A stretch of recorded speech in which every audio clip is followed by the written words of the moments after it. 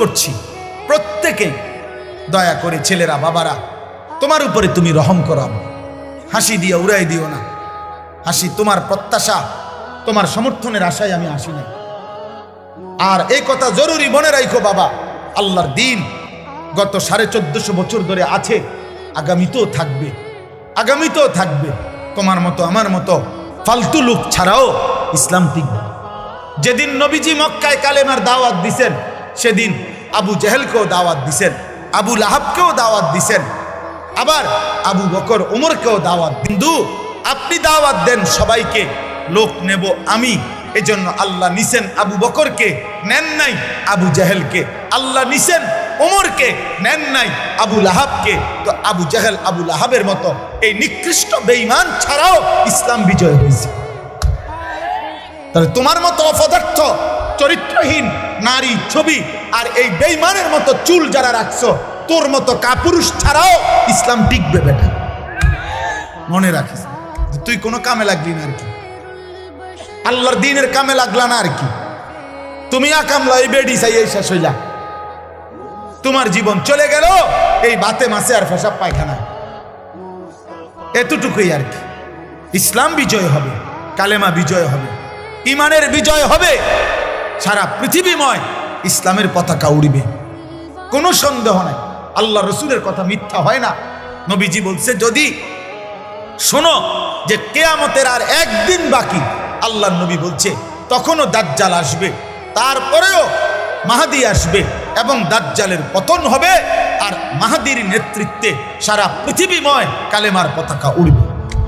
অতএব পৃথিবী আমি কিংবা আমার ছেলে কিংবা তার ছেলে, আমাদের যেই কোনো জেনারেশন, ইনশাআল্লাহ খোদার কসম, নবীর ভবিষ্যৎবাণী, ইসলামের পতাকা সারা পৃথিবীময় আরেকবার উড়বে।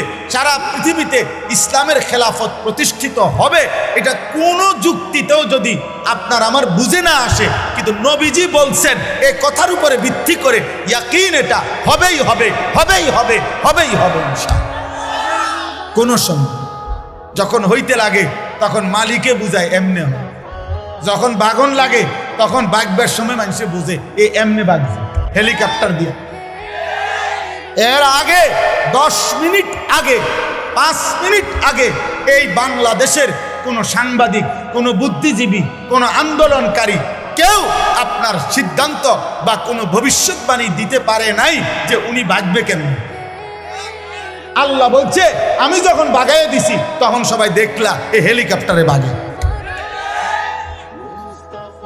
জি জি, 10 মিনিট আগে কেউ বুঝে নাই, 10 মিনিট আগে কেউ বুঝে নাই ফেরাউন কিভাবে ডুববে। 10 মিনিট আগে কেউ বুঝে নাই নমরুদ কিভাবে ধ্বংস হবে। কেউ বুঝছে? বুঝে না। এই পৃথিবীর কোন জালেম, এই পৃথিবীর কোন পাপী জানে না তার পতন কিভাবে, কিন্তু আল্লাহ ঠিকই জানে, আল্লাহ ঠিকই জানে। মালিক যখন চায় সব ইন্তজাম হয়। অতএব আজকে আমি এটাই বললাম, গুনাহ ছাড়ো, গুনাহ ছাড়ো আব্বা, নাফরমানি ছেড়ে দাও বাপ, 5 ওয়াক্ত নামাজ পড়ো, আল্লাহকে মানো, দিন মানো, দিন মানো, নিজের ভালো করো, নিজের ভালো করো।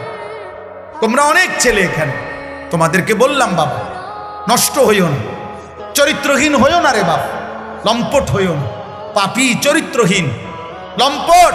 খোদার কসম তোমার রাত গভীরে না, 7 তাবক জমিনের নিচে, আমি আনিস বললাম মাটির সবচেয়ে নিচেও যদি গিয়া তুমি মোবাইলে নর্তকী দেখো, তারপরও তুমি মনে করছো খুব গোপনে, না খোদার কসম নবী বলছে পাপীর একাকিত্বের পাপের চিহ্ন আল্লাহ তাআলা দিনের আলোতে মানুষের চোখে ভাসিয়ে দেয়।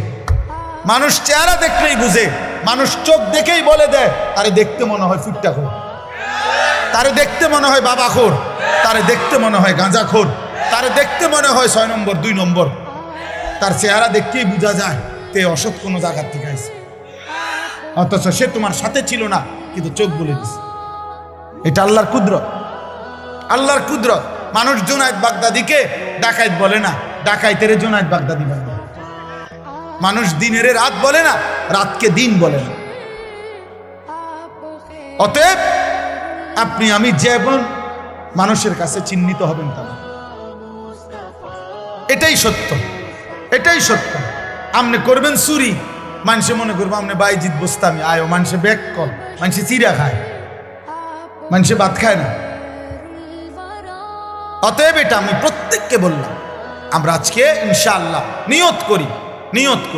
আল্লাহ বলছে কুলিয়া ইবাদিয়াল্লাযীনা আসরাফু আলা আনফুসিহিম লা তাকনাতু মির রাহমাতিল্লাহ।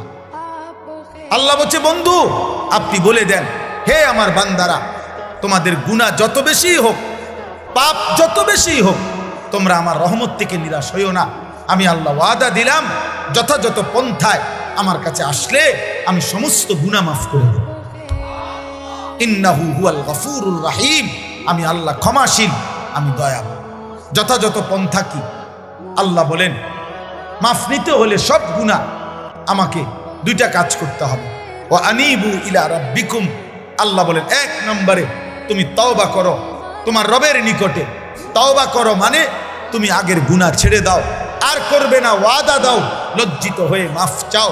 আল্লাহ বলেন এই 3টা জিনিস, গুনাহ ছেড়ে দিবা, আর করবা না, ওয়াদা দিবা, লজ্জিত হয়ে মাফ চাইবা, তাহলে আমি আল্লাহ তোমার এমন তওবা শতভাগ কবুল করে আসমান পর্যন্ত গুনাহ হলেও মাফ করে দেব। ও আসলিমু লাহু, আর 2 নম্বরে এখন থেকেই, যখন থেকে ভুল বুঝতে পেরেছ, এখন থেকেই আমার আনুগত্য শুরু করো, এখন থেকেই নামাজ পড়ো, এখন থেকেই গুনাহ ছাড়ো, এখন থেকেই হালাল পন্থায় চলো, এখন থেকেই আমি আল্লাহর গোলামি শুরু করো। মিন ক্বাবলি আন ইয়াতিয়াকুমুল আযাবু সুম্মা লা তুনসারুন, আল্লাহ তাআলা বলেন যে বান্দা এই 2 কাজ, 1 নম্বরে গুনাহ ছেড়ে দিয়ে তওবা করো, 2 এখন থেকেই আমার আনুগত্য ইসলাম মানা শুরু করো। এই দুটোটাই আল্লাহ বলছে আযাব আসার আগে, অর্থাৎ মৃত্যু আসার আগেই করে ফেলো। সুম্মা লা তুনসারুন, কিন্তু মৃত্যু আসলে তোমাকে আর সাহায্য করা হবে না, সেদিন আর তুমি কিছুই করতে পারবে না, কিছুই করতে পারবে। ওয়াত্তাবিউ আহসানা মা উনজিলা ইলাইকুম মির রাব্বিকুম, আল্লাহ বলেন আর সর্বশেষ তোমার জীবনটা তুমি আমার কোরআনের অনুসরণ করো। মিন ক্বাবলি আন ইয়াতিয়াকুমুল আযাবু বাগতাতাও ওয়া আনতুম লা তাশউরুন, আমি আল্লাহর পক্ষ থেকে হঠাৎ মৃত্যু আসার আগেই যা তুমি বুঝতেও পারবে না। আমার ভাই, আমার বন্ধু, আমার কথা শেষ। আমি প্রতিটা যুবক, প্রতিটা কিশোর, প্রতিটা বাবা, পর্দার আড়ালের মা বোন, আমিও আপনাদেরকে বলি, না শুনলেও কোনো অসুবিধা নেই। আজ 21 বছর ধরে মালিকের কথা আমরা এইটুকু বলার চেষ্টা করি সবসময়, এই আশায় বলি যে হেদায়েত, পরিবর্তন আল্লাহর হাতে।